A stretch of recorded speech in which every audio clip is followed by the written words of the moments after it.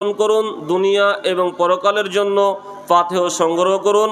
আমি আপনাদের মেহমান হিসাবে আপনাদের কাছে আবারও সবিনয় অনুরোধ করছি ইনশাআল্লাহ। সম্মানিত উপস্থিতি, আমার আলোচনার বিষয় আপনারা শুনেছেন সলাতের গুরুত্ব ও তার বিবরণ। সলাত একটি গুরুত্বপূর্ণ ইবাদত। সলাতের গুরুত্ব অপরিসীম, কেননা আনাস রাদিয়াল্লাহু তাআলা আনহু বলেন, قال رسول الله صلى الله عليه وسلم أول ما يحاسب به العبد يوم القيامة الصلاة فإن صلحت صلح له سائر عمله وإن فسدت فسد سائر عمله।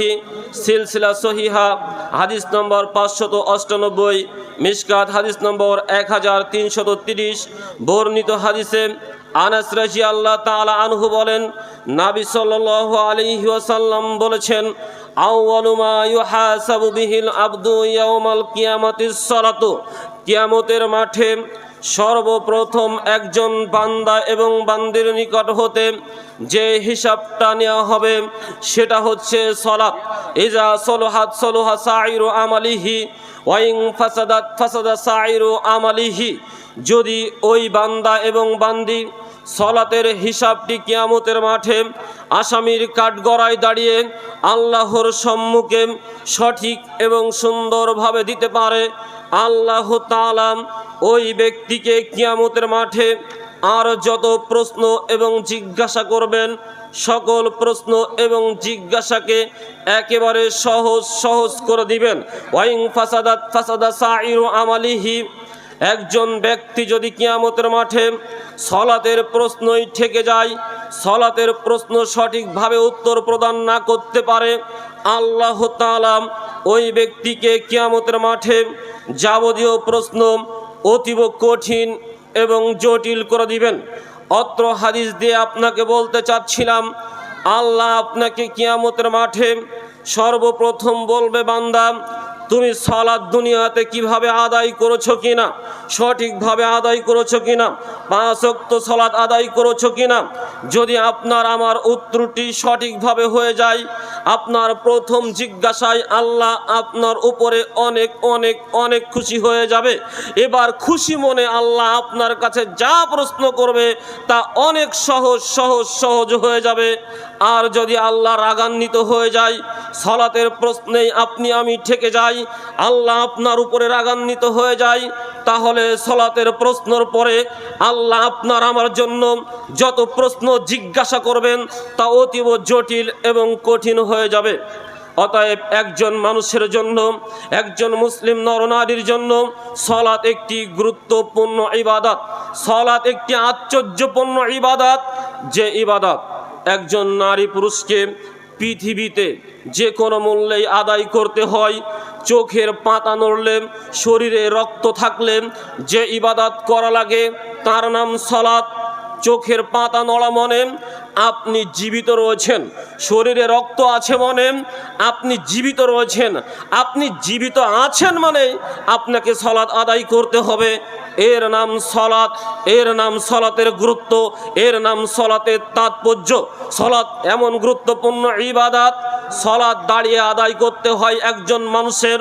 মানুষ দাঁড়িয়ে আদায় করতে পারে না, বসে আদায় করতে হবে, বসে আদায় করতে পারে না, বিছানাতে শুয়ে ইশারা ইঙ্গিত দিয়ে আদায় করতে হবে, তবুও তাকে সালাত আদায় করতে হবে। সালাত এমন একটি গুরুত্বপূর্ণ ইবাদত, সালাত পশ্চিম দিক হয়ে কিবলামুখী হয়ে আদায় করতে হয়। আপনি এমন পরিবেশে চলে গিয়েছেন, কোন দিক পূর্ব, কোন দিক পশ্চিম, কোনটা উত্তর, কোনটা দক্ষিণ আপনি বুঝতে পারেন না। আপনার মন যেদিকে চাই, আপনার মন যেদিকে চাই, হতে পারে পূর্ব, হতে পারে পশ্চিম, হতে পারে উত্তর, হতে পারে দক্ষিণ, যেদিকে মন চাই সেদিকে ফিরেই সালাত আদায় করতে হবে। এর নাম সালাত।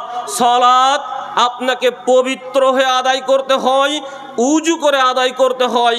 সম্ভাব্য কারণে আপনার কাছে পানি নেই, পবিত্র হওয়ার জন্য গোসল করার পানি নেই, তাহলে আপনাকে মাটিতে হাত রেখে তায়াম্মুম করে সালাত আদায় করতে হবে। আপনি এমন স্থানে রয়েছেন, আপনি পাহাড়ের উপরে রয়েছেন, এরোপ্লেনে রয়েছেন, ট্রেনে রয়েছেন, বাসে রয়েছেন, ওখানে মাটি নেই, আপনার পায়ের নিচে যে ধুলাবালি পড়ে রয়েছে ওই ধুলাবালিতে বিসমিল্লাহ বলে হাত রেখে তায়াম্মুম করে সালাত আদায় করতে হবে। যদি সালাতের সময় হয়ে যায়, সালাত আদায় করতে হয় পবিত্র পোশাক পরে। আপনার পবিত্র পোশাক নেই, তাহলে যে পোশাকে প্রস্রাব লেগে রয়েছে, যে পোশাকে পায়খানা লেগে রয়েছে, ওটা দিয়ে আপনাকে সালাত আদায় করতে হবে, এর নাম সালাত। আপনার পোশাকই নেই, আপনি উলঙ্গ, আপনার পোশাকই নেই, আপনি উলঙ্গ ন্যাংটা, আপনার পোশাকই নেই, আপনাকে উলঙ্গ অবস্থায় ন্যাংটা অবস্থায় যদি সালাতের সময় হয়ে যায়, ওই অবস্থাতেই সালাত আদায় করতে হবে, এর নাম সালাত। সালাত কোনো অবস্থায়, কোনো সময়ে, কোনো ঘন্টায়, কোনো সেকেন্ডে, কোনো মুহূর্তে একজন মুসলিম নরনারীর জন্য মাফ করা হয়নি, তার নাম সালাত। যুদ্ধের ময়দানেও থাকলে যে ইবাদত করা লাগে, তার নাম সালাত। যুদ্ধের ময়দানে রয়েছেন, শত্রুপক্ষ আপনার উপরে এক্ষুনি আক্রমণ করে আপনার জীবন শেষ করে দেবে, এই অবস্থায় যদি সালাতের সময় হয়ে যায়, 10 জন সৈনিক আপনারা রয়েছেন, 5 জন পাহারা দিবে, 5 জন সালাত আদায় করবে। তাদের সালাত হয়ে গেলে বাকি 5 জন সালাত আদায় করবে, যাদের সালাত হয়েছে তারা পাহারা দিবে, এর নাম সালাত। প্রয়োজনে সালাত দ্রুত হবে, সংক্ষিপ্ত হবে, 4 রাকাতের সালাত 2 রাকাত হবে, তবু আপনাকে সালাত আদায় করতে হবে। অতএব সালাত কোনো অবস্থায়, কোনো মুহূর্তে, কোনো সেকেন্ডে, কোনো দিন, কোনো পরিস্থিতিতেই আপনার আমার জন্য মাফ করা হয়নি। একজন মুসলমানের জীবনে যে কোনো মূল্যেই যে ইবাদত করতে হবে, করা লাগবে, তার নাম সালাত। সালাত যদি একজন ব্যক্তি আদায় না করেন, ও ব্যক্তি জীবনে আর কিছু দাবি করুক না কেন, সে মুসলিম দাবি করতে পারে না। যদি ওই ব্যক্তি সালাত আদায় না করেন, ও জীবনে আর কিছু দাবি করুক না কেন, ও নিজেকে মুসলিম দাবি করতে পারে না। আন জাবির রাদিয়াল্লাহু তাআলা আনহু قال رسول الله صلى الله عليه وسلم বাইনাল আবদি অবাইনাল কুফরি তারকুস সালাত। মুসলিম মিশকাত হাদিস নম্বর 569। বর্ণিত হাদিসে জাবির রাদিয়াল্লাহু তাআলা আনহু বলেন, নবী সাল্লাল্লাহু আলাইহি ওয়াসাল্লাম বলেছেন, বাইনাল আবদি, একজন আল্লাহর ইবাদতকারী বান্দা মুসলিম, অবাইনাল কুফরি, একজন আল্লাহর বিধান অস্বীকারী অমুসলিম, এদের দুইয়ের মাঝে পার্থক্য হলো তারকুস সালাত, অতএব সালাত ছেড়ে দেওয়া। বাইনাল আবদি ওয়া বাইনাল কুফরি তারকুস সালাত, একজন মুসলমান আর একজন আল্লাহর বিধান অস্বীকারী অমুসলিম, এই দুইয়ের মাঝে পার্থক্য হচ্ছে সালাত ছেড়ে দেওয়া। যিনি সালাত আদায় করেন উনি মুসলিম, যিনি সালাত আদায় করেন না উনি হচ্ছেন অমুসলিম। বুরায়দা রাদিয়াল্লাহু তাআলা আনহু বলেন, ক্বালা রাসূলুল্লাহি সাল্লাল্লাহু আলাইহি ওয়াসাল্লাম, আল আহদুল্লাযী বাইনানা ওয়া বাইনাহুমুস সালাতা ফামান তারাকাহা ফাকাদ কাফারা। তিরমিজি মিশকাত হাদিস নম্বর 574। বর্ণিত হাদিসে আমাদের নবী মুহাম্মদ সাল্লাল্লাহু আলাইহি ওয়াসাল্লাম বলেছেন, শোনো, আল আহদুল্লাযী বাইনানা ওয়া বাইনাহুমুস সালাতা, তাদের মাঝে, অতএব যারা অমুসলিম তারা, আর আমাদের মাঝে, অতএব আমরা যারা মুসলিম, এই দুইয়ের মাঝে, মুসলিম আর অমুসলিম, এই দুইয়ের মাঝে একটা ওয়াদা রয়েছে, সেটা হচ্ছে সালাত। ফামান তারাকাহা ফাকাদ কাফারা, অতএব যে ব্যক্তি এই সালাত ছেড়ে দিল সে কুফরিতে ফিরে গেল, যে ব্যক্তি এই সালাত ছেড়ে দিল সে কুফরিতে ফিরে গেল। অতএব এই দুইটা হাদিস আপনার সামনে পেশ করে বলতে চাচ্ছিলাম, একজন মানুষ সে যদি মুসলিম হিসাবে নিজেকে দাবি করে, তাহলে অবশ্যই তাকে সালাত আদায় করতে হবে। সালাত আদায় করা ব্যতীত একজন মানুষ নিজেকে মুসলিম হিসাবে দাবি করতে পারে না। আব্দুর রহমান নাম নিয়ে মুসলিম দাবি করা যায় না, আব্দুল্লাহ নাম নিয়ে মুসলিম দাবি করা যায় না, আব্দুর রহিম, আব্দুল করিম, আব্দুল সত্তার, আব্দুল গফফার নাম নিয়ে মুসলিম দাবি করা যায় না। বড় হুজুরের ঘরে জন্মগ্রহণ করে মুসলিম দাবি করা যায় না, শাহেক বুজুর্গনে দিনের ঘরে জন্মগ্রহণ করে মুসলিম দাবি করা যায় না। নিজের পিতা 7ম দিনে আকিকা দিয়েছে আমার নামে 2টি ছাগল অথবা 1টি ছাগল, এই 7ম দিনে আকিকা করে আব্দুল্লাহ, আব্দুর রহিম, হালিমা, এভাবে আয়েশা, ফাতেমা নাম নিয়ে নিজেকে মুসলিম অথবা মুসলিমা হিসাবে দাবি করা যায় না। একজন মুসলিম হিসাবে দাবি করতে হলে তাকে তাকে অবশ্যই অবশ্যই সালাত আদায় করতে হবে, অন্যথায় সে নিজেকে মুসলিম হিসাবে দাবি করতে পারবে না। 4 ইমামের 3 ইমাম বলেছেন যারা সালাত আদায় করে না তারা মুসলিম নয়, তারা মুসলিম নয়। ইমাম আবু হানিফা রাহিমাহুল্লাহ আলাইহি বলেছেন যারা সালাত আদায় করে না তাকে জেলখানাতে বন্দি করে রাখবে সরকার, তাকে জেলখানাতে বন্দি করে রাখবে সরকার, আর রাত দিন পিটাবে, রাত দিন পিটাবে। ও যখন বলবে আজ থেকে সালাত আদায় করব, এখনই সালাত আদায় করব, তখনই জেলখানাতে মুক্তি পাবে, তা না হলে পাবে না। ইমাম আমরা যাকে বড় পীর আব্দুল কাদের জিলানী রাহিমাহুল্লাহ আলাইহি বলি, আব্দুল কাদের জিলানী রাহিমাহুল্লাহ আলাইহি বলেছেন যিনি সালাত আদায় করেন না উনি যদি মারা যান মুসলিম কবরস্থানে তাকে দাফন কাফন করা যাবে না, ওকে ফেলে দিতে হবে জঙ্গলে, নদীর ঘাটে ওকে টেনে নিয়ে যাবে ওই বন্য পশুতে, ওকে মুসলিম কবরস্থানে দাফন কাফন করা যাবে না। শুনুন সাহাবীগণের মন্তব্য, সাহাবীগণ বলছেন আমরা যদি আমাদের মাঝে কোনো ব্যক্তি বড় পাপ করতেন আমরা তাকে অমুসলিম মনে করতাম না, তবে কোনো ব্যক্তি যদি সালাত আদায় করা ছেড়ে দিতেন আমরা তাকে অমুসলিম মনে করতাম। তিনি সুদ খায়, তিনি পাপী, আল্লাহ তাকে জাহান্নাম দিবেন, ক্ষমা করলে ক্ষমা করতে পারেন। সুদ খায় পাপী, আল্লাহ তাকে জাহান্নামে দিবেন, ক্ষমা করলে ক্ষমা করতে পারেন। তিনি জিনাকারী পাপী, আল্লাহ তাকে জাহান্নামে দিবেন, ক্ষমা করলে ক্ষমা করতে পারেন। কিন্তু যিনি সালাত আদায় করেন না উনি বড় পাপী নয়, উনি অমুসলিম, উনি মুসলিম নয়। বর্তমান আরব বিদ্বানগণ বলেন, বর্তমান আরব বিদ্বানগণ বলেন একজন স্বামী স্ত্রী, স্বামী সালাত আদায় করে, স্ত্রী সালাত আদায় করে না, স্ত্রী সালাত আদায় করে, স্বামী সালাত আদায় করে না, ওদের বিবাহ তালাক ছাড়াই কেটে যাবে, ওদের বিবাহই তালাক লাগবে না, তালাক ছাড়াই বিবাহ কেটে যাবে। কেননা যিনি সালাত আদায় করেন উনি মুসলিম, যিনি সালাত আদায় করেন না তিনি অমুসলিম, আর মুসলিমে অমুসলিমে বিবাহ সম্পর্ক টেকে না।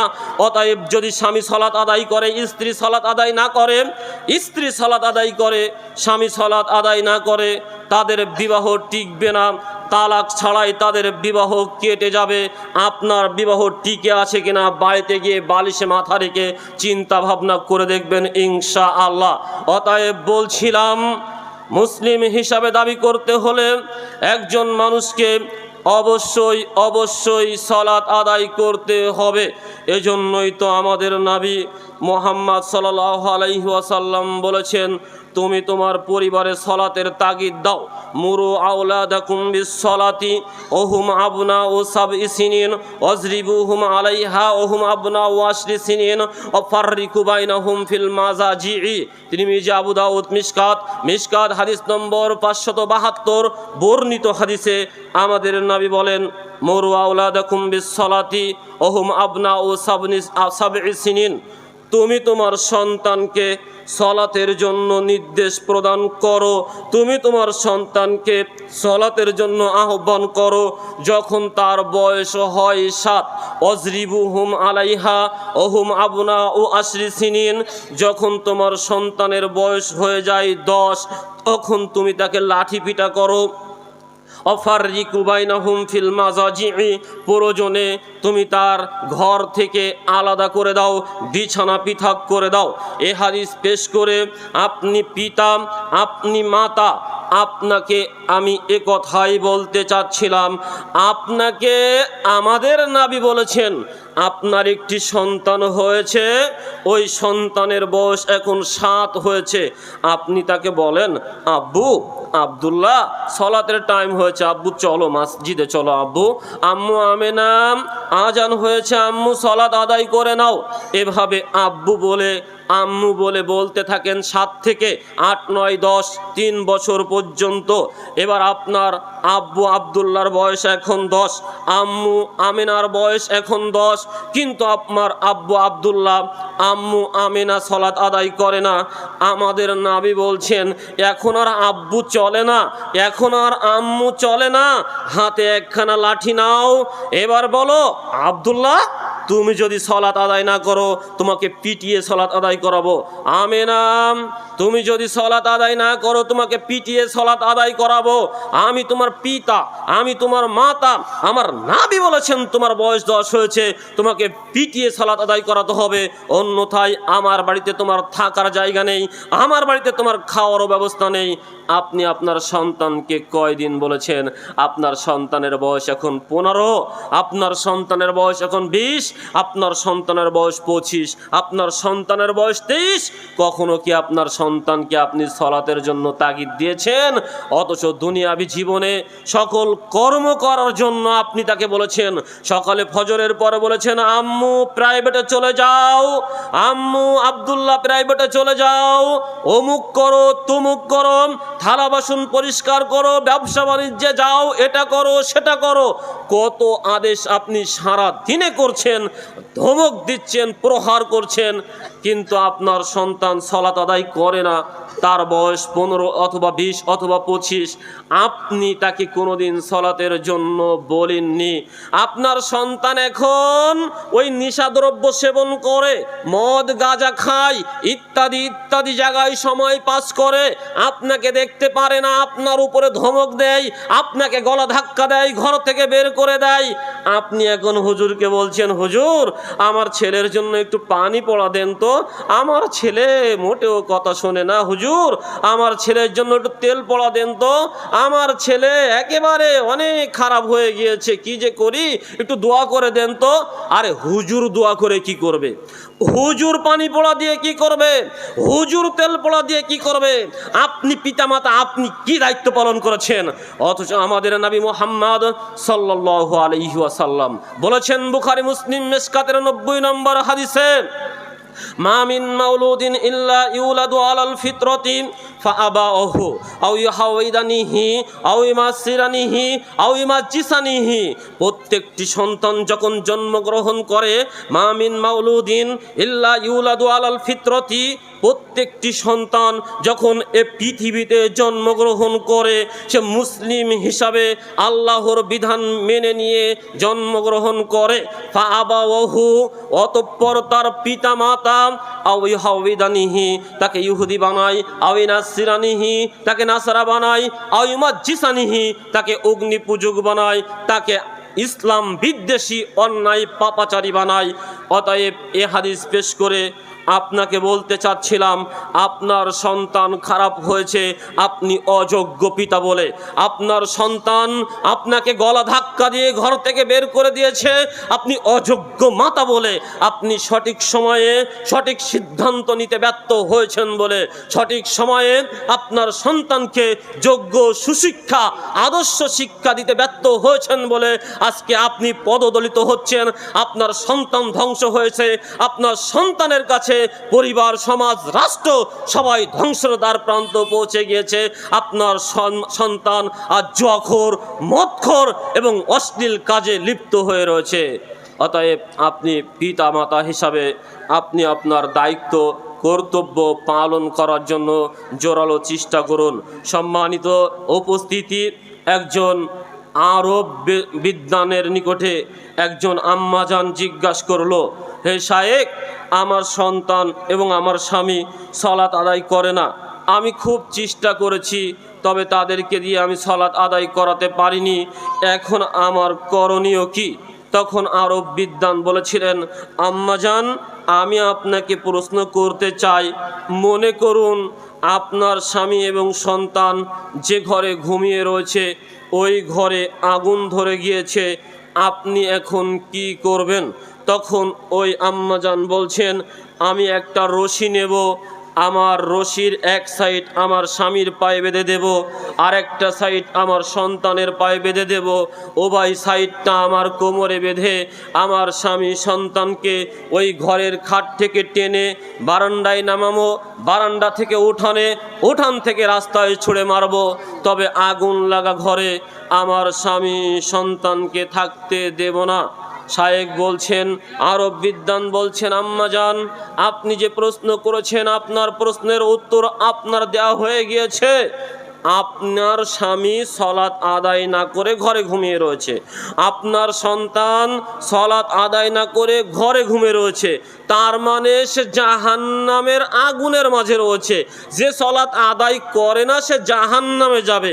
ওই যে সূরা মুদ্দাসসির 42 এবং 43 নম্বর আয়াত, জাহান্নামীদেরকে দেখে যখন প্রশ্ন করা হবে, মা সালাকাকুম ফিস সাকর ক্বালু লাম লাকু মিনাল মুসাল্লিন, তোমাদেরকে কিসে সাকর নামক জাহান্নামে নিক্ষেপ করেছে, তখন তারা প্রথম যে উত্তর প্রদান করবেন, বলবেন ক্বালু লাম নাকু মিনাল মুসাল্লিন, আমরা দুনিয়াতে মুসল্লি ছিলাম না, আমরা দুনিয়াতে সলাত আদায়কারী ছিলাম না, মুসল্লি না থাকার কারণে, সলাত আদায় না করার কারণে আমরা আজকে এ সাকর নামক জাহান্নামে এসেছি।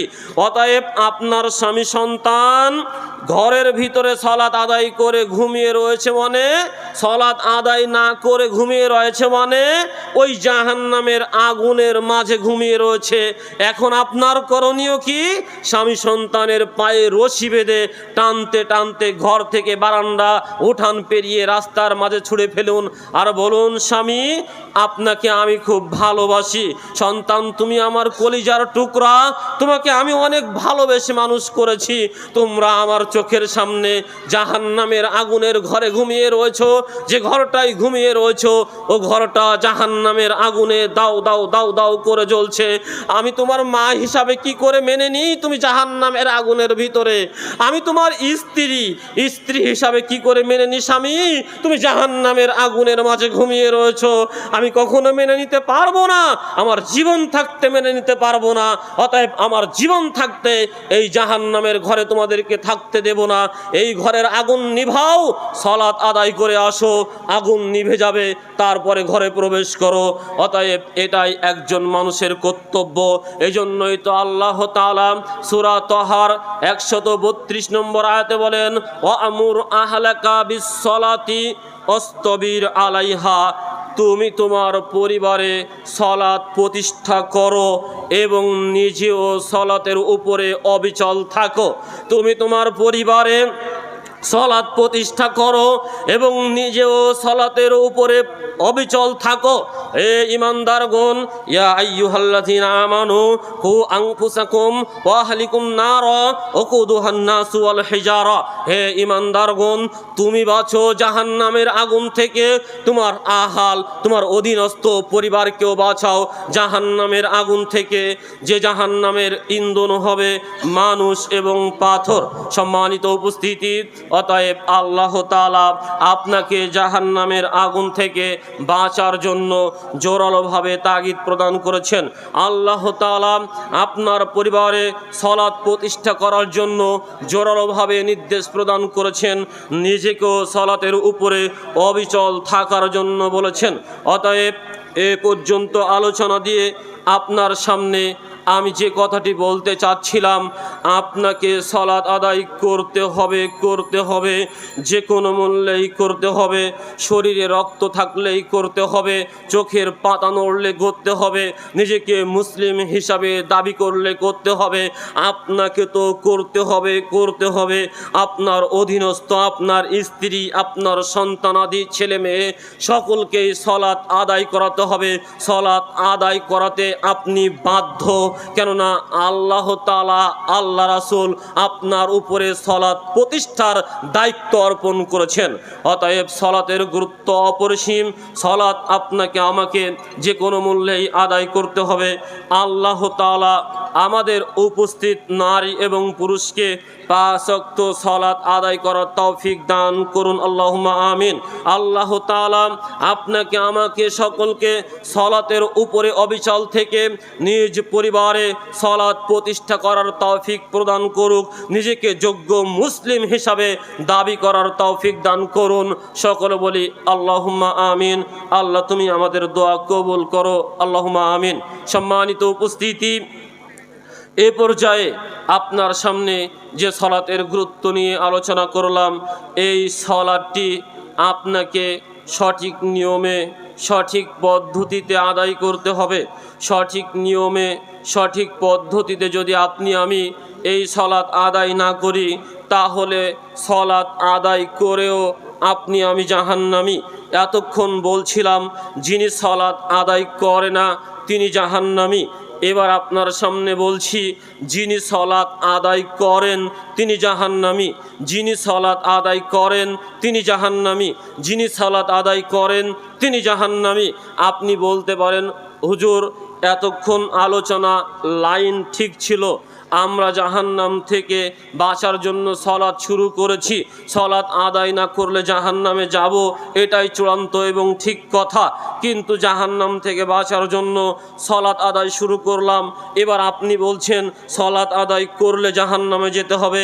আপনি মন গড়া নিজের মতো করে এভাবে কেন বলা শুরু করেছেন? এ কথা তো আল্লাহ বলেননি, এ কথা তো রাসূল বলেননি। জি, আপনি বলছেন, আমি বলছি আমি কখনো এ কথা বলিনি। আমি এ কথা বলিনি, এ কথা আল্লাহ বলেছেন, এ কথা আমাদের রাসূল বলেছেন। আমি কেন আমার মন গড়া কথা আপনাকে বলবো? আল্লাহই তো বলেছেন। আপনি যখন সলাত আদায় করেন, একটা সূরা তেলাওয়াত করেন, সূরাটির নাম হচ্ছে সূরাতুল মাউন। এই মাউনের 4 নম্বর সলাত আয়াত যখন আপনি তেলাওয়াত করেন, ওখানে আপনি কি বলেন একটু ভেবে দেখেছেন কি? ওখানে আপনি বলেন ফাওয়াইলুল লিল মুসাল্লিন। আল্লাহ মুসল্লির জন্যই ওয়াইল নামক জাহান্নাম রেখেছে, ফাওয়াইলুল লিল মুসাল্লিন। আল্লাহ মুসল্লিকে দিবেন কোন জায়গায়? ওয়াইল নামক জাহান্নামে। এটা আমার কথা? এটা আল্লাহর কথা। আল্লাহ বলে দিচ্ছেন। তবে কোন মুসল্লি? আল্লাযীনা হুম আন সলাতিহিম সাহুন আল্লাযীনা হুম ইউরাউন। যে মুসল্লি সলাত আদায় করে লোক দেখানোর জন্য, যে মুসল্লি সলাত আদায় করে উদাসীনভাবে। অতএব মুসল্লি সলাত আদায় করে কিন্তু লোক দেখানো, হুজুরকে দেখানোর জন্য, ইমাম সাহেবকে দেখানোর জন্য বিআই এসেছে। না হলে বিআই বলবে কি ব্যাপার বিআই, তুমি সলাত আদায় করো না নাকি? বিআইকে খুশি করার জন্য বন্ধুর সাথে ঘুরতে গিয়েছে, বন্ধুকে দেখানোর জন্য। অথবা সলাতে আসে কিন্তু উদাসীন, কিভাবে হাত বাঁধতে হবে, কিভাবে রুকু সেজদা করতে হবে, কিভাবে দোয়া তাহলিল করতে হবে, কিভাবে উঠতে হবে, কিভাবে বসতে হবে, এর কোনো ধার ধারে না। একেবারে উদাসীন, খামখেয়ালি, যেভাবে মন চায় সেভাবে দুটো ঠোকর দিয়ে ওইভাবে ওই কিরিশোধ করা বলে আমাদের ভাষায়, ওই কিরিশোধ করে হাজিরা খাতায় নাম দিয়েই চলে যায়। মূলত সলাতের নিয়ম নীতির তোয়াক্কা করে না। অথচ আমাদের নবী বুখারীর 631 নম্বর হাদিসে বলছেন, সল্লু কামা রাআইতুমুনি উসাল্লি। তুমি সলাত আদায় করো যেভাবে আমাকে সলাত আদায় করতে দেখো। অতএব আমাদের নবী যেভাবে সলাত আদায় করেছেন, করতে বলেছেন, নবী সাল্লাল্লাহু আলাইহি ওয়াসাল্লাম যেভাবে আমাদের সলাত শিখিয়েছেন, ওভাবেই যদি আমরা সলাত আদায় করি তাহলে আমাদের সলাত আমাদেরকে জান্নাত দিবে।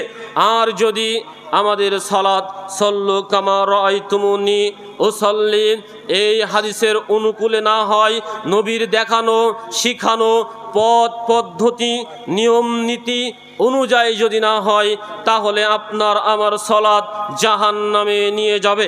এখন সংক্ষিপ্ত আকারে আপনার সামনে আলোচনা করব কোন নিয়ম নীতি পথ ও পদ্ধতি অনুকরণ করলে আপনার আমার সলাত সল্লু কামা রাআইতুমুনি উসাল্লি এই হাদিসের অনুকূলে রাসূল সাল্লাল্লাহু আলাইহি ওয়াসাল্লামের পথ ও পদ্ধতি অনুযায়ী হবে। এ বিষয়ে আপনাদের সামনে এখন সংক্ষিপ্ত আলোচনা। নবী মুহাম্মদ সাল্লাল্লাহু আলাইহি ওয়াসাল্লাম আমাদেরকে জানিয়েছেন, আল্লাহ তাআলা সূরা মায়েদার 6 নম্বর আয়াতে বলেন, যখন তুমি সলাতের ইচ্ছা করো তখন তুমি উজু করে নাও। ইয়া আইয়ুহাল্লাযীনা আমানু ইযা কুমতুম ইলাস সালাতি ফাগসিলু উজুহাকুম ওয়া আইদিয়াকুম ইলাল মারাফিকি আমসাহু বিরুসিকুম ওয়া আরজুলাকুম ইলাল কাবাইন।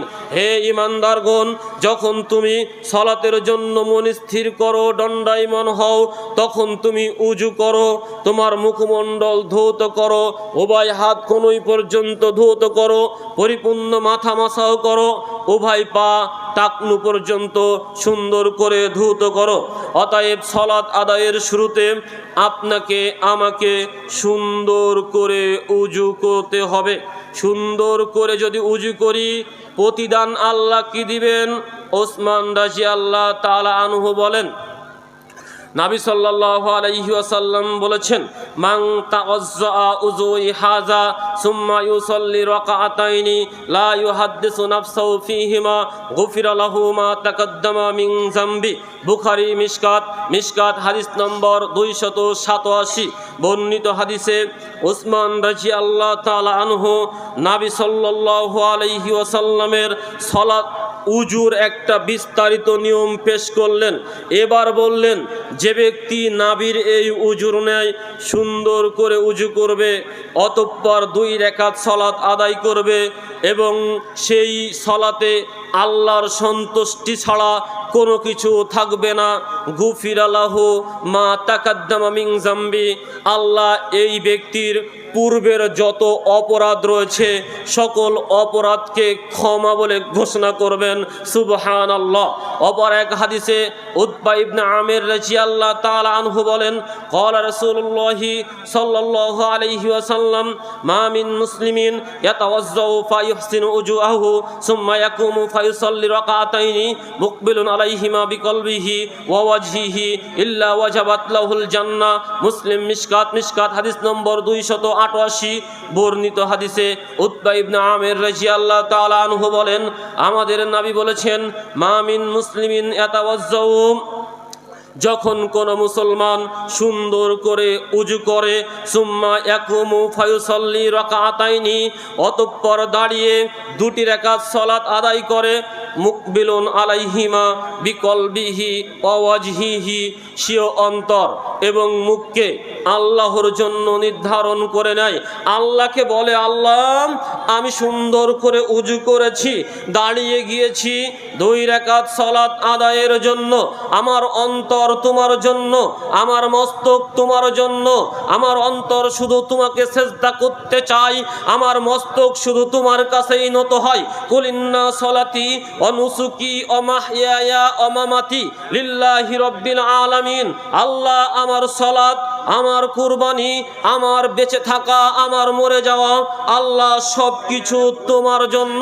যখন কোনো ব্যক্তি সুন্দর করে উজু করে দাঁড়িয়ে 2 রাকাত সালাত আদায় করে, সিও অন্তর এবং মুখকে আল্লাহর জন্য নির্ধারণ করে নেয়, আমাদের নবী বলছেন, ইল্লা ওয়াজাবাত লাহুল জান্নাহ, আল্লাহর জান্নাত ওই ব্যক্তির জন্য অবধারিত ওয়াজিব হয়ে যায়। সুবহানাল্লাহ। অতএব 2 রাকাত সালাতের পর এবং গুণ ক্ষমতা এত যে, যদি আপনি সুন্দর করে উজু করে আল্লাহর সন্তুষ্টের উদ্দেশ্যে 2 রাকাত সালাত আদায় করেন, তাহলে আল্লাহর জান্নাত আপনার আমার জন্য ওয়াজিব অবধারিত হয়ে যাবে। আল্লাহ তুমি আমাদের উপস্থিত নারী পুরুষ মুসলিম নরনারীকে সুন্দর করে উজু করে তোমাকে রাজি খুশি করার জন্য সালাত আদায় করার তৌফিক দান করো। আল্লাহ তুমি আমাদের দোয়া কবুল করো। সকলে বলি আল্লাহুম্মা আমিন। সম্মানিত উপস্থিতি, এ পর্যায়ে বলছিলাম উজু হয়ে গেল, এবার সালাতে দাঁড়াতে হবে। সালাতে দাঁড়িয়ে আপনাকে নিয়াত করতে হবে, নিয়াত ছাড়া সালাত হয় না। তবে আমাদের কিছু প্রিয় ভাই আমাদেরকে বলেন, আমরা নাকি সালাত আদায় করি, আমরা সালাতে নিয়াত করি না। হে প্রিয় ভাই, আপনার এ কথা বলা ভুল হয়েছে, আপনি আমাদের বুঝতে ভুল করেছেন। কে বলেছে আমরা সালাতে নিয়ত করি না? যেখানে নবী বলছেন যে ইন্নামাল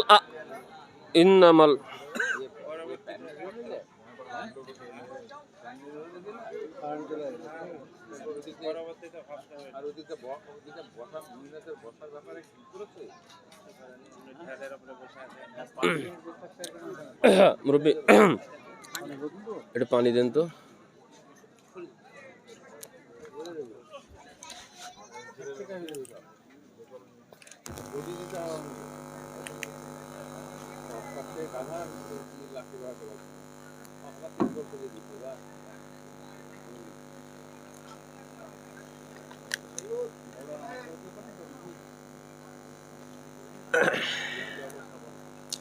আলহামদুলিল্লাহ, সালাতের শুরুতেই নিয়াত করতে হবে, এটাই চূড়ান্ত। কেননা নবী সাল্লাল্লাহু আলাইহি ওয়াসাল্লাম বলেছেন, ইন্নামাল আমালু বিন্নিয়াত ওয়া ইন্নামা লিকুল্লি ইমরিইম মা নাআ। যে হাদিসটি বুখারীর প্রথম নম্বর হাদিস, মিশকাতের প্রথম নম্বর হাদিস। উক্ত হাদিসে আমাদের নবী বলেন, প্রত্যেকটি আমল নিয়াতের উপরেই নির্ভরশীল, আর মানুষ তাই পায় যা সে নিয়াত করে। অতএব সালাতের মতো একটি গুরুত্বপূর্ণ ইবাদতে আপনি আমি নিয়াত করব না, এ কথা কেমনে হয়? নিয়াত ছাড়া সালাত হবে না, নিয়াত ছাড়া সালাত বাতিল। তবে সম্মানিত ভাই, আপনার মাঝে আর আমার মাঝে একটা ভুল বোঝাবুঝি রয়েছে। সেটা হলো এই, আমরা সালাতে নিয়াত করি, নিয়াত পড়ি না। আমরা সালাতে নিয়াত করি, নিয়াত পড়ি না। নিয়াত অর্থ হচ্ছে সংকল্প করা, নিয়াত অর্থ হচ্ছে ইচ্ছা পোষণ করা। মনের ভিতরে যেটা উকি দেয় ওটা নিয়ত, মনে যেটা হয় ওটা নিয়ত। নিয়াত করতে হয় মনে মনে, নিয়াত পড়তে হয় মুখে মুখে। মুখে যেটা পড়া হয় ওটাকে বলে নিয়াত পড়া, মনে যেটা সংকল্প হয় সেটা হলো নিয়াত করা। যেমন আল্লাহ বলছেন সূরা বাকারার ৮ নম্বর আয়াতে, ওয়ামিনান নাসি মান ইয়াকুলু আমান্না বিল্লাহি ওয়া বিল ইয়াউমিল আখিরি ওয়া মা হুম বিমুমিনিন। হে নবী মুহাম্মদ সাল্লাল্লাহু আলাইহি ওয়াসাল্লাম, কিছু মানুষ আপনাকে এসে বলছে আমরা আল্লাহর প্রতি ঈমান এনেছি, আখিরাতের প্রতি ঈমান এনেছি। আসলেই ওরা ঈমানদার নয়, তবে মুখে বলছে ওরা ঈমান এনেছি। অতএব ওদের মুখের কথা আর অন্তরের নিয়ত এক নয়। অতএব মুখে বলা কথা নিয়ত নয়, অন্তরে যেটা হয় সেটাই নিয়ত। অতএব সালাতে নিয়ত করতে হবে, নিয়ত পড়তে হবে না। যদিও আমাদের দেশের প্রচলিত সালাত শিক্ষায়, যেমন মাওলানা মহিউদ্দিন খান রাহিমাহুল্লাহ আলাইহি তার তালিমুস সালাত বইয়ের ৩১ পৃষ্ঠায় ইন্নী ওয়াজ্জাহাতু লিখেছেন, কিন্তু দলিল প্রমাণ পেশ করেননি। যেমন আশরাফ আলী থানভী রাহিমাহুল্লাহ আলাইহি তার পূর্ণাঙ্গ নামাজ শিক্ষা বইয়ের ১০১ পৃষ্ঠা হতে ১০৭ পৃষ্ঠা পর্যন্ত ফরজ, ওয়াজিব, নফল, সুন্নাত বিভিন্ন সালাতের নিয়াত লিখে রেখেছেন, কিন্তু দলিল প্রমাণ পেশ করেননি। অতএব আপনাকে বলতে চাচ্ছিলাম, সালাতে আপনাকে নিয়াত পড়তে হবে না, নিয়াত করতে হবে। অতএব উজু হয়ে গেল, নিয়াত হয়ে গেল। এবার আপনি সালাতে দাঁড়িয়ে যাবেন, কাতার সোজা করে নেবেন। এখানেও আমার প্রিয় ভাইয়ের সাথে আমার একটু মতভেদ রয়েছে। আমার প্রিয় ভাইকে দেখছি, ও আমার মুসলিম ভাই, ও আমার পরিজার ভাই, ও দাঁড়িয়েছে, ওর সালাতের ফাঁকে একটু ৪ আঙ্গুল ফাঁকা রয়েছে, ১ বিঘাত ফাঁকা রয়েছে। অথচ আনাস রাদিয়াল্লাহু তাআলা আনহু বলেন, নবী সাল্লাল্লাহু আলাইহি ওয়াসাল্লাম বলেছেন, আকিমু সুফুফাকুম ফাইন্নী আরাকুম মিন ওরাই যহরি। তোমরা কাতার সোজা করো, কেননা আমি নবী, আমি তোমাদেরকে পিছন দিক থেকে দেখি। ওয়াকানা আহাদুনা ইলযিকু মানকিবাহু বিমানকিবি সাহিবিহি ওয়া কদামাহু বিকদামিহি। তখন আমরা একজন সাথী ভাই অপর সাথী ভাইয়ের পায়ের সাথে পা মিলিয়ে দাঁড়াতাম, কাঁধের সাথে কাঁধ মিলিয়ে দাঁড়াতাম। হাদিসটি বুখারী হাদিস নম্বর ৭২৫। বুখারীর এই ৭২৫ নম্বর হাদিস দিয়ে প্রমাণ হয়, একজন মুসলমান যখন সালাতে দাঁড়াবে তার পায়ের সাথে পা মিলিয়ে দাঁড়াবে, কাঁধের সাথে কাঁধ মিলিয়ে দাঁড়াবে। আপনি যদি পায়ের সাথে পা মিলিয়ে না দাঁড়ান, আমাদের নবী বলেছেন ও জায়গায় শয়তান থাকে। আনাস রাদিয়াল্লাহু তাআলা আনহু বলেন, নবী বলছেন, সঙ্গী সাথী তোমরা প্রাচীরের ন্যায় একেবারে সোজা হয়ে কাতার সোজা করো। প্রাচীর যেমন একটা ইটের উপরে আর একটা ইট গেথে কোনো ফাঁকা ফোকড় থাকে না, সুন্দর করে ইমারত দণ্ডায়মান হয়ে গিয়েছে, তোমরাও কাতারটা অমন সুন্দরভাবে ফাঁকা বন্ধ করে নিয়ে দাঁড়িয়ে যাও। কেননা ফাওয়াল্লাযী নাফসি বিয়াদিহি ইন্নী লা আরাশ শাইতানা ইয়াদখুলু মিন খলালিস সাফি কান্নাহাল হাজাফি। আল্লাহর কসম করে বলছি, ফাওয়াল্লাযী নাফসি বিয়াদিহি, আল্লাহর কসম করে বলছি, যার হাত হাতে এই মুহাম্মদ সাল্লাল্লাহু আলাইহি ওয়াসাল্লামের প্রাণ রয়েছে। ইন্নী লা আরাশ শাইতানা ইয়াদখুলু মিন খলালিস সাফি কাআন্নাহাল হাযাফা, আমি শয়তানকে দেখতে পাই তোমাদের ওই কাতারের ফাঁকগুলোতে যেন সেটা কালো ভেড়ার বাচ্চা। আবু দাউদ হাদিস নম্বর 667, মিশকাত হাদিস নম্বর 1093 বর্ণিত এই হাদিস পেশ করে আপনাকে বলতে চাচ্ছিলাম, আমাদের নবী বলেছেন কাতারের ফাঁক বন্ধ না করলে ওই ফাঁকে শয়তান থাকে, ও আপনাকে ধোঁকা দেয়। শুধু তাই নয়, আমাদের নবী বলেছেন যদি কাতারের ফাঁক বন্ধ না করা হয় মানুষের মন থেকে ভালোবাসা উঠে যায়। এজন্য তো ইবনে মাসউদ রাদিয়াল্লাহু তাআলা আনহু বলছেন নবী সাল্লাল্লাহু আলাইহি ওয়াসাল্লাম ইয়ামসাহু মানাকিবানা ফিস সালাতি, সালাতে আমাদের এই কাঁধ ধরে ধরে স্পর্শ করতেন। ওয়ায়াকুলু, এবং বলতেন ইস্তাউ আলা তাখতালিফু ফাতাখতালিফা কুলুফাকুম, তোমরা কাতার সোজা করো, পরস্পর মিলিত হয়ে দাও, পৃথক হয়ে দাঁড়িও না। তোমরা যদি পৃথক হয়ে দাঁড়াও তাহলে আল্লাহ তোমাদের হৃদয় থেকে ভালোবাসা উঠিয়ে দিবেন। মুসলিম মিশকাত হাদিস নম্বর 1088 বর্ণিত হাদিস পেশ করে বলতে চাচ্ছিলাম, কাতারের ফাঁক যদি বন্ধ না করা হয় হৃদয় থেকে ভালোবাসা উঠে যায়। এই হাদিসটি আমি ততদিন পর্যন্ত বুঝে উঠিনি যখন আমার বন্ধু আমাকে বললেন, বন্ধু আমি গিয়েছিলাম এক জায়গায় সফরে গিয়ে এক মসজিদে সালাত আদায়ের জন্য দাঁড়িয়েছি। আমার পাশে একজন লাল টকটকা সাদা ফকফকা সেনাবাহিনীর ঊর্ধ্বতন কর্মকর্তা, দেখতে যেমন চেহারা ছবি তেমন, আমার পাশে দাঁড়িয়েছে। আমার মনটা তখন ভীত সন্ত্রস্ত হয়েছে, এত বড় দামি মানুষ আমার পাশে দাঁড়িয়েছে, না জানি কখন বেয়াদবি হয়ে যায়। সেনাবাহিনীর ঊর্ধ্বতন দায়িত্বশীল, দেখতে যেমন চকচকা, দায়িত্ব তত বড়, মেজর পর্যায়ের মানুষ, আমি তার সামনে কোনো বেয়াদবি করে ফেলি কিনা আমার ভয় হয় মনে মনে। এক পর্যায়ে যখন ইমাম সাহেব আল্লাহু আকবার বলে সালাত শুরু করেছে, দেখলাম ওই সুন্দর দেহধারী সেনাবাহিনীর ঊর্ধ্বতন দায়িত্বশীল আমার পায়ের সাথে পা মিলিয়ে দিলেন। তখন সালাতে আমার মনটা আনন্দে ভরপুর হয়ে গেল, আমার হৃদয়টা ভালোবাসায় পূর্ণ হয়ে গেল। আমি ভাবতে লাগলাম আমার মতো মানুষের পায়ের সাথে এত বড় দামি মানুষের পা মিলিত হয়েছে, আমার মন আনন্দে ভরপুর হয়ে গেল। আমি তখন বুঝেছি নবী বলেছেন কাতারের ফাঁক বন্ধ করে নাও, যদি কাতারের ফাঁক বন্ধ না করো আল্লাহ তোমাদের অন্তর ছিন্ন করে দিবেন, ভালোবাসা উঠিয়ে নেবেন। কাতারের ফাঁক লাগিয়ে দিলে একজন আরেকজনের প্রতি মোহাব্বত হবে, আরেকজনের প্রতি ভালোবাসা হবে, এ কথা আমাদের নবী বলেছেন। অথচ আমাদের দেশের বুজুর্গনে দিন মুরব্বী কিরাম তারা বলেন কাতারের ফাঁক বন্ধ করলে মর্যাদা ক্ষুণ্ণ করা হয়, সম্মান হানি করা হয়, ইজ্জত হানি করা হয়।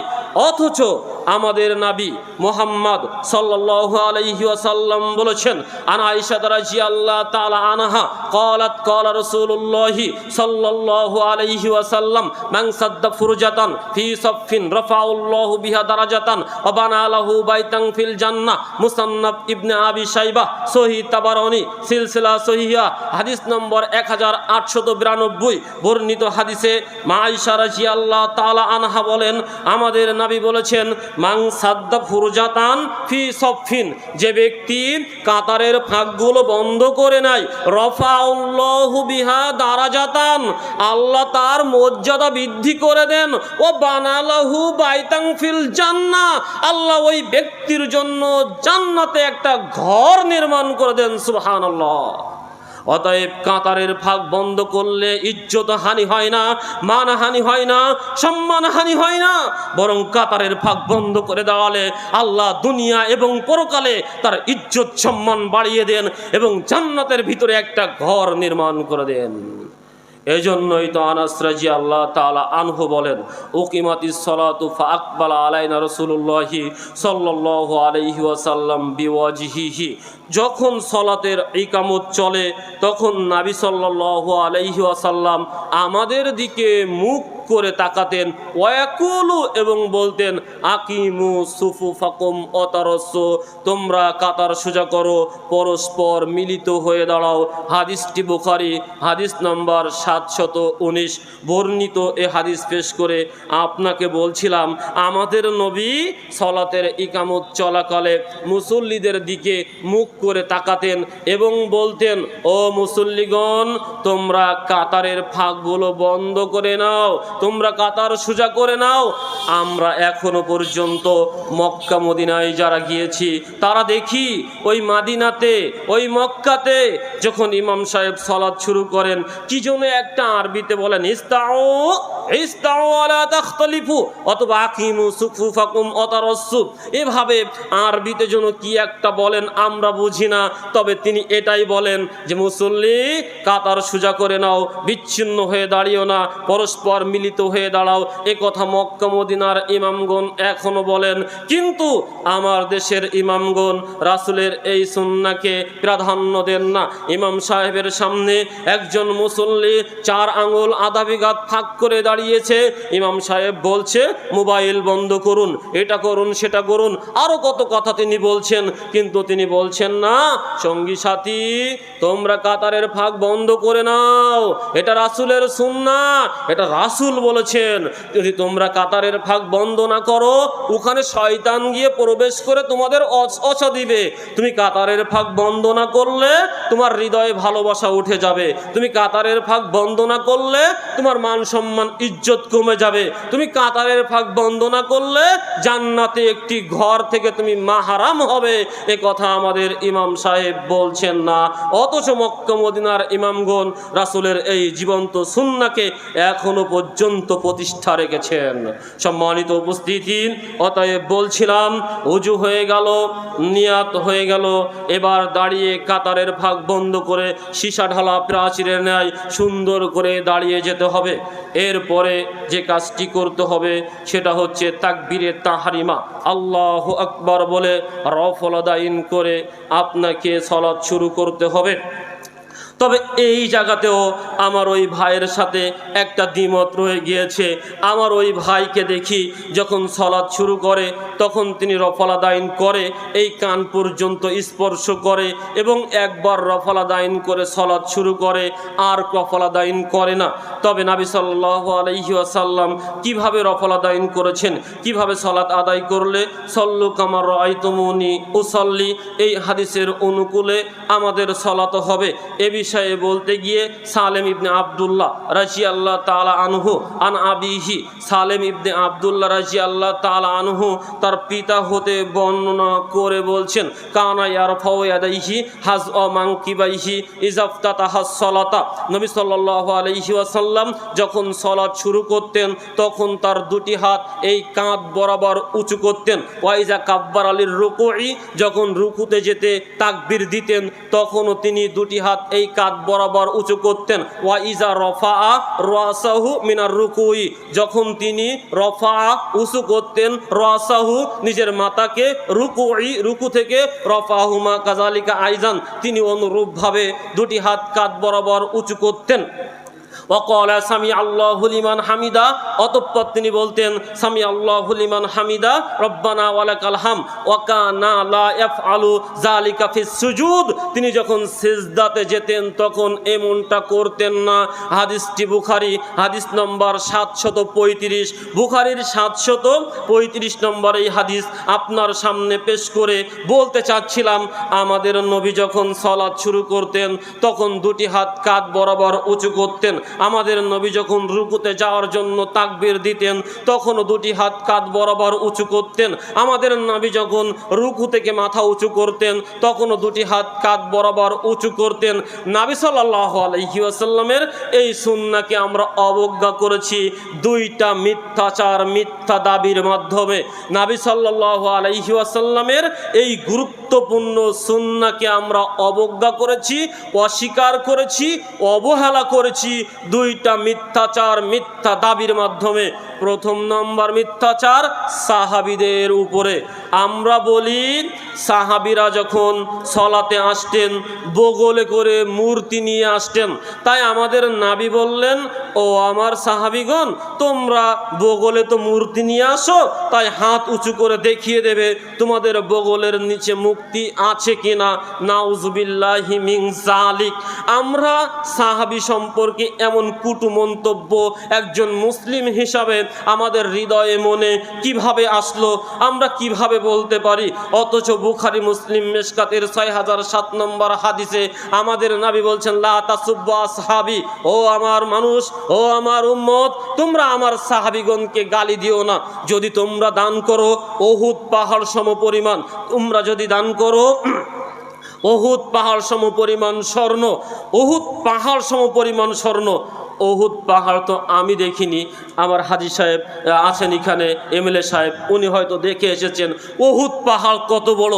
এই উহুদ পাহাড় সমপরিমাণ একজন ব্যক্তি যদি দান করে আল্লাহর জন্য স্বর্ণ দান, আমার নবী বলছেন আমার সাহাবীর মর্যাদার তুলনায় সেটা হবে এক মুদ অর্ধমুদ, মানে হাতের ভিতরেই দান হয়ে যাবে। দান করবেন উহুদ সমপরিমাণ, পাহাড় সমপরিমাণ স্বর্ণ মুদ্রা। দানটা সাহাবীদের মর্যাদার তুলনায় কেমন হবে? এক মুদ অর্ধমুদ। এই হলো সাহাবীর মর্যাদা।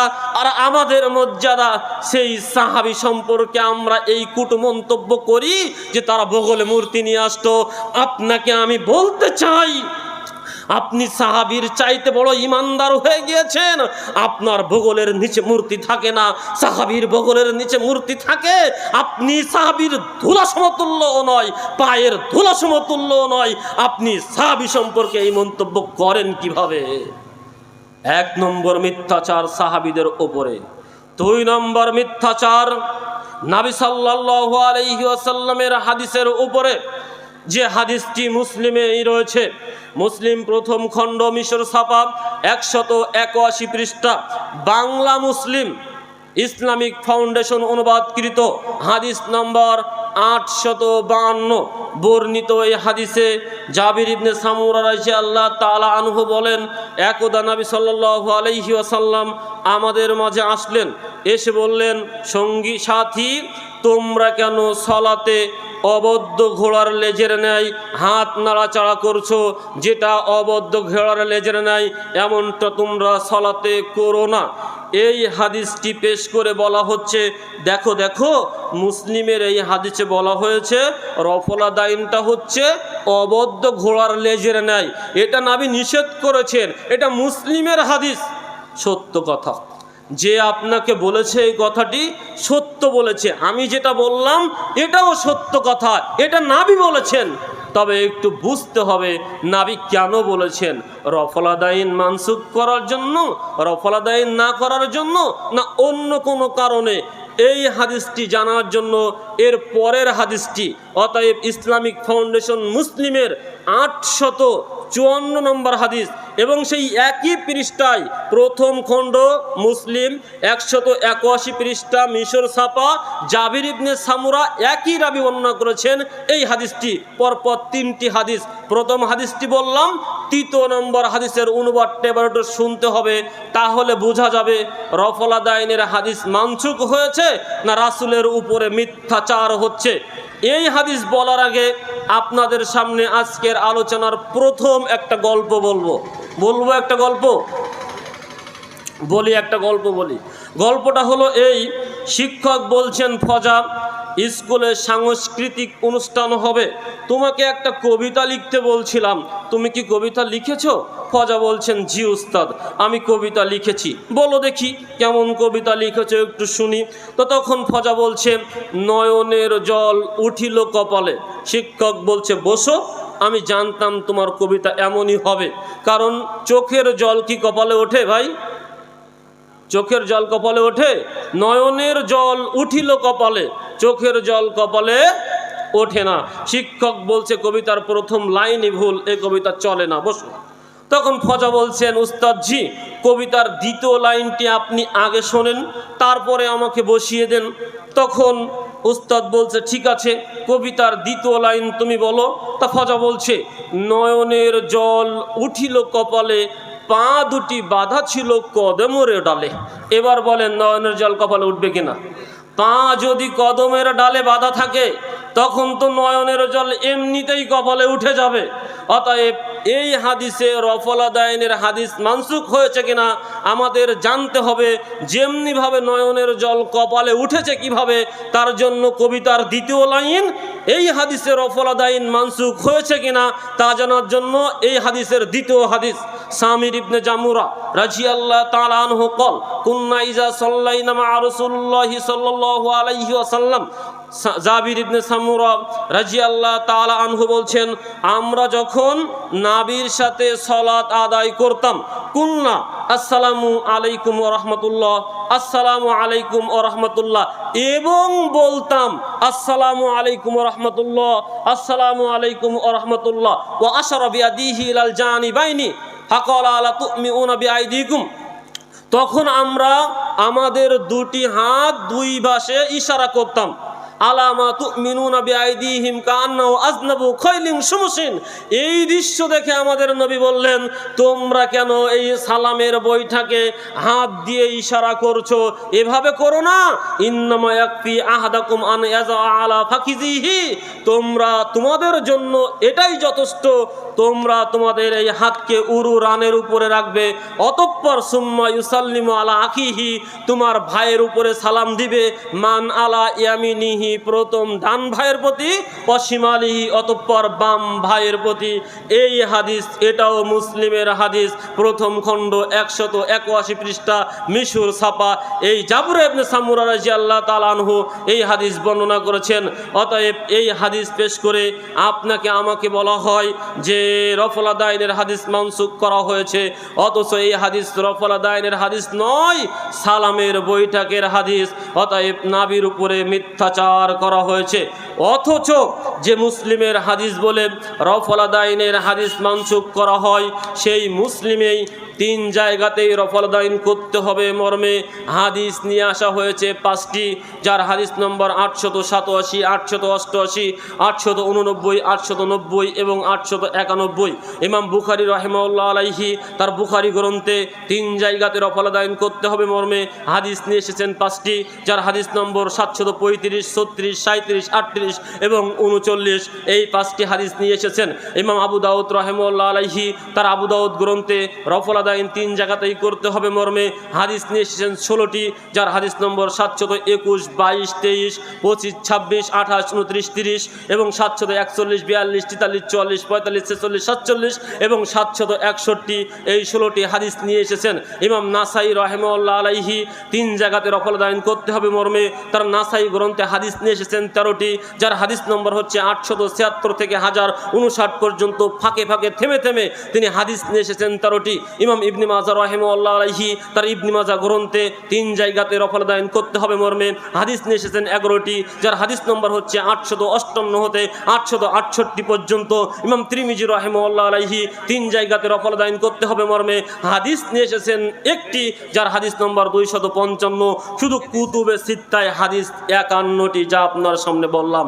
এতগুলো হাদিস রফল আদায়ন করার পক্ষে, অথচ রাসূলের উপরে মিথ্যাচার, সাহাবীদের উপরে অপবাদ দিয়ে আমরা রাসূলের এই সুন্নাহকে অবজ্ঞা করে চলেছি। অথচ নবী সাল্লাল্লাহু আলাইহি ওয়াসাল্লাম থেকে বলা হয়েছে রফল আদায়নের প্রত্যেক ইশারায় 10টি করে নেকি লেখা হয়। সুবহানাল্লাহ। সম্মানিত উপস্থিতি, অথচ এতগুলো হাদিস থাকার সত্ত্বেও আমরা রফল আদায়নের হাদিসকে মানসুখ বলে আমরা এই হাদিসগুলোকে অস্বীকার করে চলেছি। আল্লাহ রাব্বুল আলামিন আমাদেরকে এই রফল আদায়নের হাদিসের উপরে আমল করার তৌফিক দান করুক। সকলে বলি আল্লাহুম্মা আমিন। সম্মানিত উপস্থিতি, যেহেতু সময় শেষ হয়ে গিয়েছে, আমিও আপনাদের ধৈর্য হারা করবো না, অনেক সময় কথা বলেছি। এরপরে আরও কথা রয়েছে, আপনাকে এরপরে হাত বাঁধতে হবে বুকে। যেমন সাহাল ইবনে সাদ রাদিয়াল্লাহু তাআলা আনহু বুখারীর 140 নম্বর হাদিসে বলছেন, নবী সাল্লাল্লাহু আলাইহি ওয়াসাল্লাম আমাদেরকে বলেছেন, কানা নাস ইউমারুনা আইয়াজার রাজুল ইয়াদাহুল ইমনা আলা জিরাইহিল ইসরা। মানুষদেরকে ওদেরকে নির্দেশ প্রদান করা হতো তারা যেন সলাতে তাদের ডান হাতকে বাম জিরার উপরে রেখে দেয়। এ কথা আমাদের নবী মুহাম্মদ সাল্লাল্লাহু আলাইহি ওয়াসাল্লাম বলেছেন। এছাড়া বুকে হাত বাঁধতে হবে, সূরা ফাতিহা পড়তে হবে, যে কথা আমাদের নবী মুহাম্মদ সাল্লাল্লাহু আলাইহি ওয়াসাল্লাম বুখারীর 756 নম্বর হাদিসে বলেছেন, লা সালাতা লিমান লাম ইয়াকরা বিফাতিহাতিল কিতাব। যে ব্যক্তি সালাত আদায় করে না তার সালাত হয় না। এবং সূরা ফাতিহা শেষে জোরে আমিন বলতে হবে। এ কথা নবী সাল্লাল্লাহু আলাইহি ওয়াসাল্লাম বলেছেন বুখারীর 780-82 নম্বর হাদিসে। আবু হুরায়রা রাদিয়াল্লাহু তাআলা আনহু বলেন, ইজা আম্মানাল ইমামু ফাআমিনু ফাইন্নাহু মান ওয়াফাকা তা'মিনাহু তা'মিনাল মালাইকাতি গুফিরা লাহু মা তাকাদ্দামা মিন যামবি। যখন ইমাম আমিন বলে তখন তোমরাও আমিন বলো, কেননা এই সময়ে ফেরেশতারা আমিন বলে। যার আমিন বলা ফেরেশতাদের আমিন বলার সাথে মিশে যায়। গুফিরা লাহু মা তাকাদ্দামা মিন যামবি, আল্লাহ তার পূর্বকার সকল গুনাহ খাতাকে মাফ করে দেন। সুবহানাল্লাহ। এই জন্য তো আবু দাউদের 730 নম্বর হাদিসে আবু হুমায়দ আস-সাইদি রাদিয়াল্লাহু তাআলা আনহু বলেন, রাসূলের সালাত সম্পর্কে আমি আপনাদের সম্পর্কে বেশি অবগত। সেখানে 10 জন সাহাবী ছিলেন, আবু কাতাদা তার ভিতরেও ছিলেন। তখন তারা বললেন, তা কি করে হয়? আমাদের চাইতে আপনি রাসূলের সাহচর্য কম পেয়েছেন, তা বলেন দেখি কিভাবে রাসূল সালাত করতেন। তা তিনি বললেন, নবী সাল্লাল্লাহু আলাইহি ওয়াসাল্লাম যখন সালাত শুরু করতেন তাকবীরে তাহরিমা দিয়ে কাঁধ বরাবর হাত উঁচু করতেন, অতঃপর সূরা কিরাত করতেন, অতঃপর তাকবীর বলে রুকুতে যেতেন, দুটি হাত এই হাঁটুর উপরে শক্ত করে ধরতেন। এই সময়ে মাথা এবং পিঠ সমান্তরাল থাকতো। অতঃপর তাসবিহ বলে তিনি রুকু থেকে উঠতেন, আবার রফা দাইন করতেন। এভাবেই আবার সেজদাতে যেতেন। সেজদাতে যখন যেতেন এই পাঁজর থেকে দুটি হাত বগল আলাদা থাকতো, লেগে থাকতো না, এভাবে সেজদা করতেন। অতঃপর এভাবে যখন 2 রাকাত শেষ করতেন, শেষ বৈঠকে বসে ডান পা খাড়া রেখে বাম পা ঢুকিয়ে দিয়ে নিতম্বর উপরে বসতেন। অতঃপর ডান পাশে বাম পাশে সালাম ফিরিয়ে তিনি সালাত শেষ করতেন। তখন উপস্থিত 10 জন সাহাবী বলেছিলেন, আপনি সত্য বলেছেন, আপনি সত্য বলেছেন। অতএব সংক্ষিপ্ত এই সালাতের গুরুত্ব এবং বিবরণ আপনার সামনে পেশ করে আপনাদেরকে বলতে চাচ্ছিলাম, আসুন আমরা আমাদের পরিবারে 5 ওয়াক্ত সালাত আদায় করি। আমি নিজে সালাত আদায় করি, পরিবারও সালাত আদায় করার জন্য জোরালোভাবে নির্দেশ প্রদান করি। এবং নবী সাল্লাল্লাহু আলাইহি ওয়াসাল্লাম যেভাবে সালাত আদায় করেছেন, করতে বলেছেন, আমাদেরকে শিখিয়েছেন, সল্লু কামা রাআইতুমুনি উসাল্লি। এই হাদিসের অনুকূলে রাসূলের সুন্নতি পদ্ধতি অনুযায়ী, নিয়ম নীতি অনুযায়ী আমরা সালাত আদায় করি।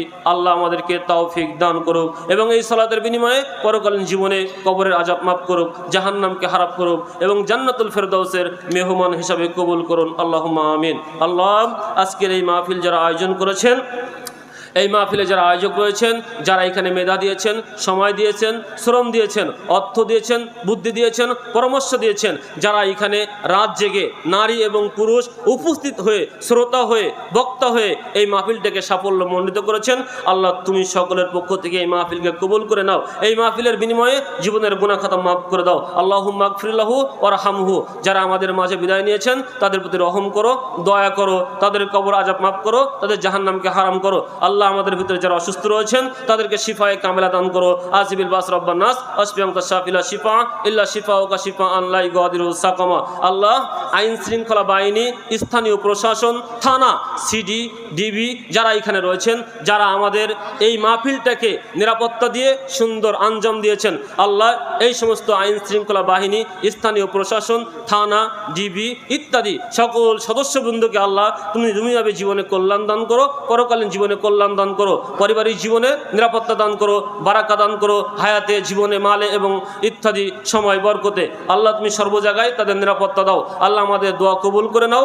আল্লাহ তুমি আমাদের খেদমত কবুল করে নাও। এই দোয়া এবং দাবি রেখে আজকের দিনের সংক্ষিপ্ত আলোচনা এখানেই শেষ করছি। আসসালামু আলাইকুম ওয়া রাহমাতুল্লাহ। জাযাকাল্লাহ বেদাত জাযাকাল্লাহ জাযা। ইন্নাল মুসাল্লা ইলাজি রাব্বি। যখন আল্লাহ ওনাকে আরো জ্ঞান দান করুন। ওনার মুখনিসৃত বক্তব্যে আমরা অনেক সমৃদ্ধ হয়েছি, ঋদ্ধ হয়েছি। আলহামদুলিল্লাহ। আমাদের কথাও ছিল যে